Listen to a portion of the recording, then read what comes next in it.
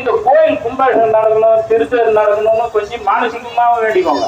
எல்லோரும் நல்லா இருக்கணும்ன்றது வழிபாடுதான் நம்மளுக்கு முக்கியம். அது போல நம்ம இப்ப வீட்டுல ஒரு பொருள் வாங்கி வைக்கிற மாதிரி தான் நான் இப்ப வாங்கி வச்சனால நின்றுட்டு பேசுறேன், இல்லாட்டி கையில் பிடிச்சிட்டு தேடிக்கிட்டு பேசணும். அது போல நம்ம தான் சேர்த்துக்கணும். கடன் வருவதை வாங்கறத நிறுத்திடுங்க. கடன் சாமி இருக்குது, கடன் இருக்குதுன்னா மேல வாங்காதீங்க. 10 ரூபாய்க்கு வட்டி வாங்கி அதுல 2 ரூபா கொடுத்துட்டு திருப்பி அது ஒரு கடனா ஆகக்கூடாது. சிறுக சிறுக சேருங்க. நிறைய எளிய வழி பரிகாரம்லாம் நான் உங்களுக்கு சொல்லிக்கிட்டே இருக்கிறேன். சனிக்கிழமை அரச மரத்தை தொட்டு 8 to 9 பண்ணுங்க.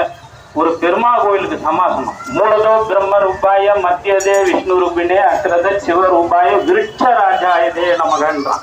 கீழே வேர் பிரம்மா, நடுவுல விஷ்ணு இருக்கிறார், இலை கூர் நுனியில சிவபெருமான் இருக்கிறார். அதனால்தான் கர்ப்பம் தரிக்கவோ போவோ ஒரு ஆண் நோயா இருந்தாலும் பெண் நோயா இருந்தாலும் கர்ப்ப கோளாறுல இருக்கிற தோஷங்கள்லாம் விலக, நோய் வராம இருக்க அதிகாலையில அரச மரத்தை சுத்தணும்னா இன்னைக்கு இளமையா இருக்கலாம். அது யாரும் நம்ம செய்யறதே இல்லை.